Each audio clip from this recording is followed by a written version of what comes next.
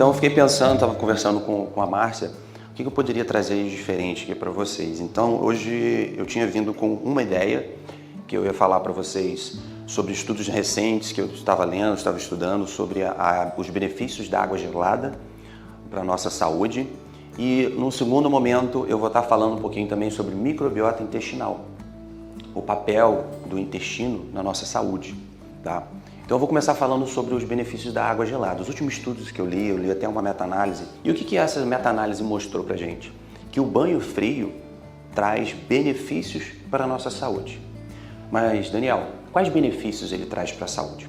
Bom, tem um estudo interessante que ele começa trazendo os benefícios da água da cachoeira para a nossa saúde. O que eles observaram? Que a água, quando ela vai batendo nas pedras de uma cachoeira, aquela água gelada, em torno de 14 a 18, 20 graus, dependendo da cachoeira, ela vai batendo nas pedras e ela vai pulverizando íons no ar. E esses íons no ar, que a gente inspira eles ativam o nosso sistema imunológico. Então, geram um reforço do nosso sistema imunológico. Isso tudo foi observado em dados científicos. A outra coisa interessante que eles observaram é que quando você toma banho numa água gelada de uma cachoeira, ela é capaz de aumentar os níveis de dopamina. Dopamina, hoje em dia, é conhecido como o hormônio da motivação. Quando você come um chocolate, quando você bebe um café, ou quando você está jogando um videogame, ou assistindo uma série, ou fazendo amor com seu parceiro, você tem um pico de dopamina no seu centro de motivação. Tem uma área do nosso cérebro chamada de núcleo accumbens. E esse núcleo accumbens é a área do prazer. Só que todas essas coisas, elas dão um prazer momentâneo. Aonde que o banho frio se encaixa aí? O que eles observaram? Que quando você toma um banho frio, ela dá um pico de dopamina, mas ela sustenta por até 6 horas aqueles níveis de dopamina. E aí qual foi a vantagem que foi a partir desse estudo que foi observado? Outros estudos mostraram, eles pegaram 2 grupos de pessoas. Pessoas que já praticavam o uso do banho frio, como o Marcelo, por mais tempo, e pessoas que não tomavam banho frio. Aí eles pegaram essas pessoas e colocaram diante de uma situação de estresse. Por exemplo, deram um susto muito grande ou colocaram numa montanha russa. Quando você está numa situação de estresse, você tem aumento da atividade do nosso sistema nervoso autônomo, o simpático que eu falei para vocês ontem, que a Silvia também comentou, que é o nosso sistema de luta ou fuga. E aquilo dá um pico de cortisol e adrenalina no nosso organismo. As pessoas que tomavam banho frio, elas tinham um pico de adrenalina, mas rapidamente o nível de adrenalina e cortisol baixavam. Quando foram observar as pessoas que não tomavam banho frio, esse pico de adrenalina e cortisol se mantinham sustentados durante muito tempo. E isso é ruim para o nosso organismo, porque o sistema de luta ou fuga, ele é feito para ser ativado em situações específicas. E quando ele é ativado durante muito tempo, ele acaba comprometendo outros sistemas. Ele faz com que o seu organismo gaste mais energia, faz com que o seu coração trabalhe mais tempo do que o necessário.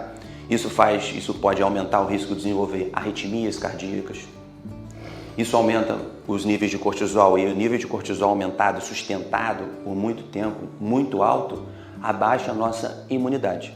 Abaixando a nossa imunidade, isso favorece o quê? O surgimento de infecções oportunistas. As pessoas ficam mais suscetíveis a desenvolver doenças por conta disso. Outro ponto importante que eles observaram, que se a pessoa toma um banho frio de 1 a 3 minutos, ele é capaz de aumentar os níveis de dopamina em 250%. E isso se mantém sustentado. E isso pode se tornar uma terapia para trabalhar transtornos de ansiedade e depressão, porque ajuda a manter os níveis de motivação aumentados. Qual é a diferença de uma pessoa deprimida, com depressão, transtorno depressivo maior, para uma pessoa com transtorno de ansiedade generalizada, que a gente chama de TAG? É que a pessoa com transtorno de ansiedade, ela está com o seu simpático sempre muito ativado. Então, uma pessoa muito elétrica que não para, que fica ansiosa, que tem um medo muito grande.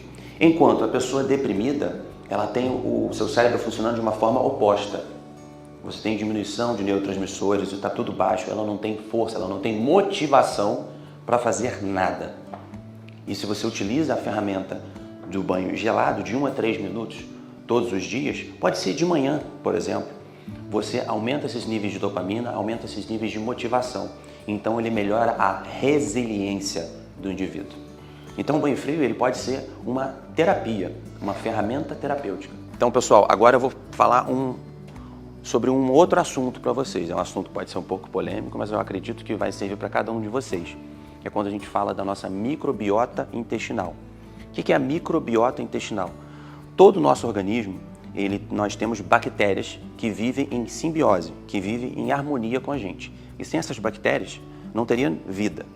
Para vocês terem uma ideia, se a gente pegar um ser humano, fizer um hemogenato, bater num liquidificador e for ver o que tem de DNA humano, o que tem de DNA bacteriano, apenas 10% do nosso DNA é humano. Os outros 90% são DNA de bactérias. A gente tem mais de 1 trilhão de bactérias que vivem em nosso organismo. Na cavidade oral, no nariz, dentro do ouvido, nas genitálias, todo no percurso do nosso trato gastrointestinal. Então nós temos essas bactérias que são extremamente importantes para a nossa saúde. Mas o que diz se a gente vai cultivar mais bactérias boas ou ruins no nosso organismo é o nosso alimento. O nosso alimento faz uma seleção natural das bactérias boas ou ruins que a gente quer no nosso organismo. E quando a gente tem uma dieta muito à base de carne, principalmente carne vermelha, no processo de digestão, ela libera uma substância chamada de L-carnitina no processo de metabolização da carne, de digestão da carne. Quando a gente come ovos e derivados do leite, nós temos no processo de digestão a liberação de uma substância chamada de colina. A colina e a L-carnitina, quando elas são metabolizadas, elas vão para o fígado e vão ser transformadas numa substância que a gente chama de TMA, que é trimetilamina. E aí elas vão ser metabolizadas novamente e vão se transformar numa outra substância chamada de TMAL, que é o N-oxotrietilamina. O que é essa substância? O TMAL, ele é uma substância que ele aumenta a permeabilidade celular. O que significa isso? Quando ele está lá no nosso trato gastrointestinal, as bactérias que foram selecionadas para digerir a carne, elas acabam liberando também essa substância e aí o nosso intestino ele fica mais poroso, ele acaba absorvendo mais do que ele precisa, porque ele aumenta a permeabilidade intestinal. Além disso, o TMAL acaba ativando várias cascatas inflamatórias e o nosso intestino ele vai se tornando inflamado ao longo do tempo. E aí o que tem se observado na ciência é que o aumento da circulante no nosso sangue dessa substância TMAL, ele é um fator, por exemplo, extremamente importante para o desenvolvimento de uma doença chamada de aterosclerose, que é a formação de placas de gordura nas nossas artérias. Artérias do coração, artérias renais, artéria femoral, artérias cerebrais. Então isso aumenta o risco de desenvolver acidente vascular encefálico, que é o derrame, o infarto agudo do miocárdio, que é o infarto, falência renal, doenças inflamatórias intestinais, e tudo isso já foi observado na literatura, na ciência, isso já é dado consolidado.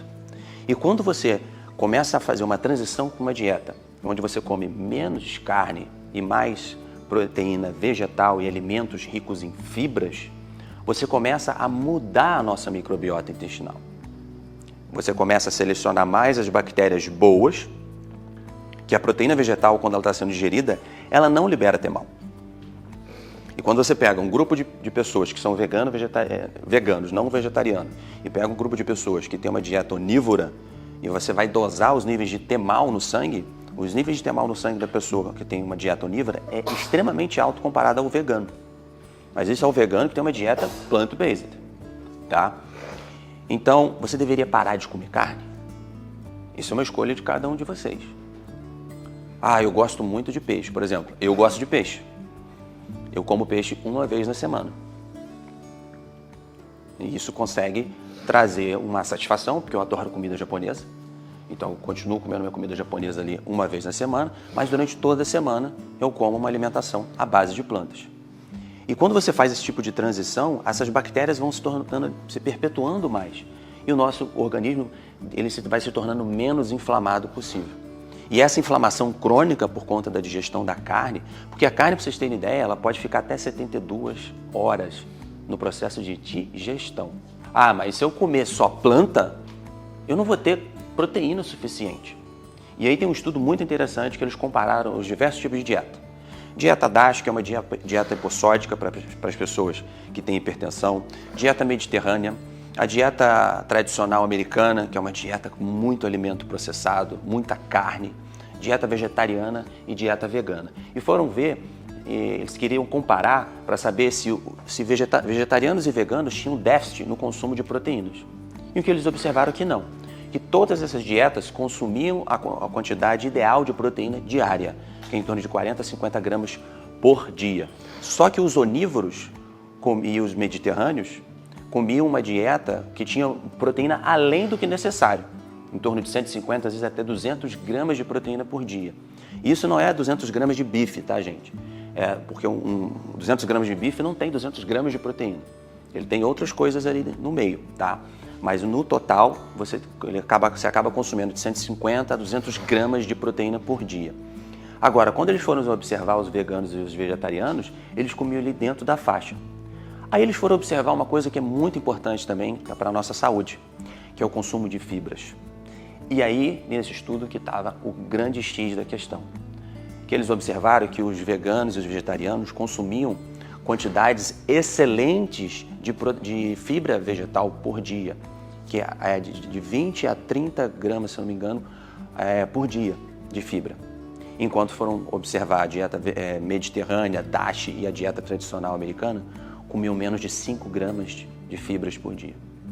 Tá, mas qual o papel importante da fibra? A fibra seleciona as boas bactérias do nosso intestino. A fibra, ela melhora o trânsito intestinal, reduz a constipação. Então, quem tem o intestino muito preso, a ingesta de fibra aumentada ajuda o trânsito intestinal. Por que a carne acaba segurando muito o intestino? Porque ela precisa de muito tempo para ser digerida. Então, o trânsito intestinal, o bolo fecal, ele vai andando devagarinho dentro do nosso intestino. E acaba que chega um momento que a carne meio que apodrece mesmo dentro do nosso intestino. E aí libera vários desses fatores inflamatórios. Agora, quando você come fibra, ela não é digerida totalmente. Você tem fibras solúveis e as fibras insolúveis, né? E elas não são digeridas completamente, mas elas mantêm o nosso bolo fecal numa consistência boa, mais fluida. E ela mantém líquido ali, então as nossas fezes saem mais fluidas, o que também que é boa para a nossa saúde do reto. Quando a pessoa é muito constipada, ela precisa às vezes fazer muita força para evacuar. E essa força pode acabar gerando fissuras, fístulas anais, que geram dor, e sem falar que se torna ali uma porta de entrada para infecções. Você tem uma ferida na região anal, né? Você tem ali fezes passando ali, você acaba facilitando a entrada de uma bactéria no nosso organismo, né? Então, são os benefícios do consumo de fibra. Então, é muito importante também que a gente tente acrescentar fibras aos poucos na nossa alimentação.